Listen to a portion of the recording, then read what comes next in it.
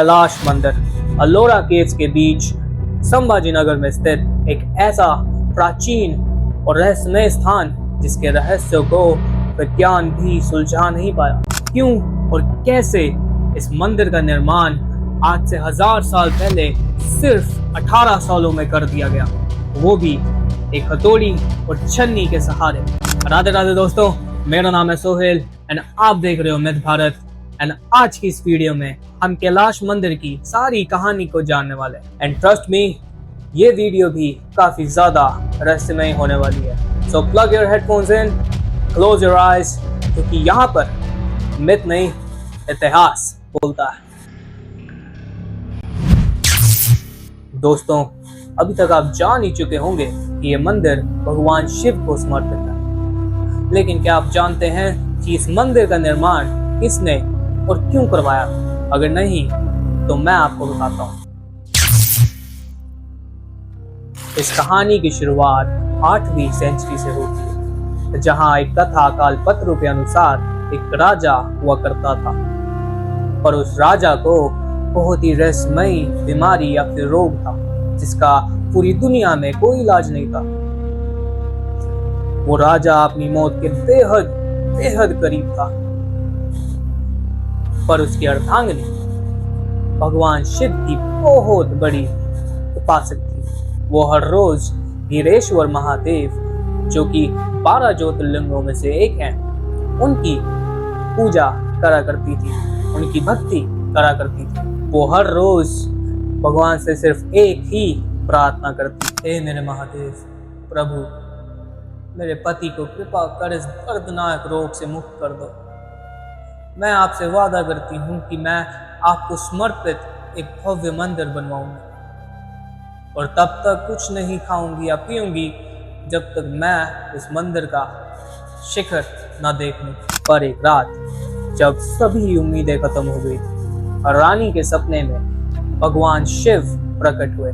नीलकंठ जटाओं में गंगा, हाथों में डमरू, एक शांत मुस्कान के साथ भोले बाबा ने उनकी प्रार्थना सुन ली थी।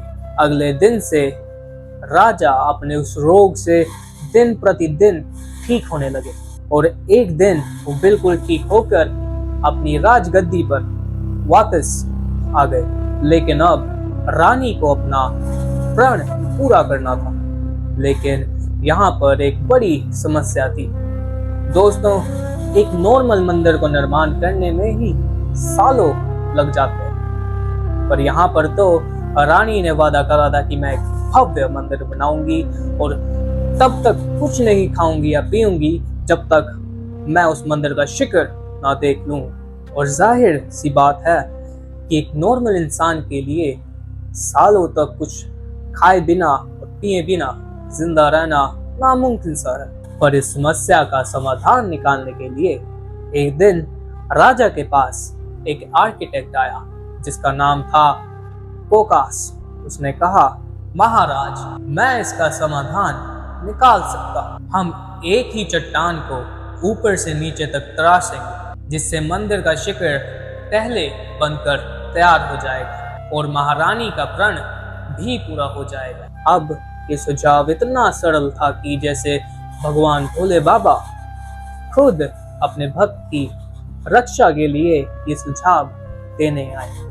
और उसी दिन से कारीगरों ने बैसल क्लिफ के ऊपरी हिस्से से काम करना शुरू करा और 7 दिनों में उस मंदिर की शिखर बनकर तैयार हो गई थी। उस शिखर को देखकर रानी ने अपना व्रत खोला एंड इस तरह कैलाश मंदिर का निर्माण स्टार्ट हुआ। तो दोस्तों, अब आप जान ही चुके होंगे इस मंदिर का निर्माण किसने और क्यों करा। इस पूरी कथा में राजा या फिर रानी का नाम मेंशन नहीं था, पर जिसने इस मंदिर को बनाया उसका नाम जरूर मेंशन था। दोस्तों, ये तो हो गई हमारी एक पुरानी कथा, पर क्या आपको पता है इस मंदिर की हिस्टोरिकली वेरीफाइड कथा क्या कहती है? दोस्तों, आप में से कई लोग इस कथा को मिथ बता सकते हैं, क्योंकि हिस्टोरियंस के पास इस कथा को प्रूव करने के लिए कोई फिजिकल एविडेंस नहीं है। पर क्या आप हिस्टोरियंस की गई रिसर्च पर भी सवाल उठा पाएंगे? हिस्टोरियंस के अनुसार ये मंदिर 8वीं शताब्दी में बना राष्ट्रकूट एम्पायर के राजा कृष्णा के टाइम, जिन्होंने 756 से लेकर 773 सीई तक रूल करा। वडोदरा कॉपर प्लेट इंस्क्रिप्शन और कडब्बा ग्रैंड कंफर्म करते हैं कि राजा कृष्णा ने यह भव्य मंदिर एलमपुरा में बनवाया, जो कि आज एलोरा के नाम से जाना जाता है। ये इंस्क्रिप्शंस हमारे इतिहास का हिस्टोरिकल वेरीफाइड प्रूफ है। दोस्तों, राष्ट्रकूटास ने चालुकास को, जो एक दूसरी डायनेस्टी थी, उनको हरा दिया और कैलाश मंदिर उनकी जीत का प्रतीक बन गया था। पटाडाकल कर्नाटका के विरूपाक्षा मंदिर से इंस्पायर्ड ये एक अकेली चट्टान को तराश कर बनाया गया था, जो इसे बाकी मंदिरों से काफी ज्यादा अलग बनाता है। आज के विद्वान कहते हैं कि दंती दुर्गा, जो राष्ट्रकूट डायनेस्टी की फाउंडर थी, और ध्रुव धरावर्ष, जो राजा कृष्णा के पुत्र थे, उन्होंने भी इस मंदिर को बनाने में काफी ज्यादा मदद करी। तो ओवरऑल ये मंदिर राष्ट्रकूटा और भगवान शिव की भक्ति का एक बहुत बड़ा प्रतीक है। तो दोस्तों, अब आपको इस मंदिर के बारे में काफी सारी जानकारी प्राप्त हुई होगी, लेकिन अभी भी सवाल ये है कि इस मंदिर की मिस्ट्रीज क्या है और क्या इन रहस्यों का खुलासा हो गया है। इस मंदिर को स्टडी कर दुनिया के सारे वैज्ञानिक काफी शॉक्ड हैं, क्योंकि आज से 1000 साल पहले ऐसी क्या टेक्नोलॉजी थी जिनसे ये 100 सालों से भी ऊपर तक का समय लेने वाला मंदिर सिर्फ 18 सालों में बन गया, वो भी एक हथौड़ी और छन्नी के प्रयोग से। और तो और इस मंदिर में की गई डिटेल्स ये दर्शाती हैं कि ये मंदिर इंसानों ने नहीं, किसी एलियन या फिर कोई हायर पावर ने बनाया। दोस्तों, ये मंदिर 200 फीट लंबा, 100 फीट चौड़ा, 107 फीट ऊंचा है। Archaeological survey of India ASI reports के अनुसार वर्कर्स ने इस मंदिर से 2 लाख टन पत्थर निकाले, लेकिन शॉकिंगली वो हटाए गए पत्थर आज तक किसी को नहीं मिले। मानो जैसे कि वो सारे पत्थर, वो 2 लाख टन पत्थर गायब हो गए हों। इस मंदिर के वर्कर्स ने ऊपर से स्टार्ट करके एक यू शेप्ड कोर्टयार्ड बनाया 82 बाय 46 मीटर्स का। और तो और इस मंदिर की एक साइड पूरी की पूरी रामायण दर्शाती है और दूसरी महाभारत।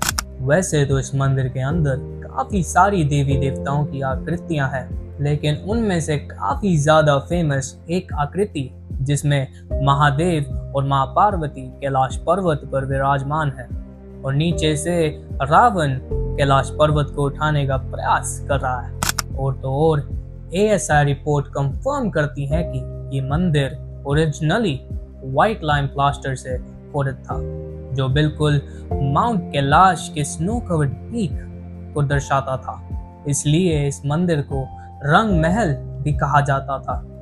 और आज भी उस मंदिर के ऊपर जगह जगह पर आपको व्हाइट प्लास्टर जरूर दिखने को मिलेगा। वैज्ञानिक कहते हैं कि इस मंदिर के वर्कर्स ने काफी ज्यादा बारीकी से इस मंदिर पर काम करा। उन्होंने एक भी गलती का मौका नहीं छोड़ा। पर क्योंकि वैज्ञानिक विदाउट एनी एविडेंस नहीं कह सकते कि इस मंदिर का निर्माण किसी हायर पावर या फिर एलियंस ने किया हो, तो दोस्तों, ये द वैज्ञानिकों का इस रहस्य को लेकर उनका जवाब। लेकिन क्या आप भी यही मानते हैं कि वर्कर्स, सिर्फ और सिर्फ वर्कर्स ने पूरा मंदिर बनाकर तैयार कर दिया? और क्या आप ये मानते हैं कि ये मंदिर का निर्माण स्वयं भगवान ने कराया या फिर कोई एलियन ने? तो दोस्तों, ये थी मेरी आज की ये वीडियो। अगर आपको ये वीडियो पसंद आई हो तो मेरे चैनल को लाइक एंड सब्सक्राइब ज़रूर कर देना और अपना ओपिनियन और भगवान का नाम कमेंट्स में ज़रूर छोड़ देना। और मैं आपसे मिलूंगा अगली वीडियो में। तब तक जपते रहो राधा रानी का नाम।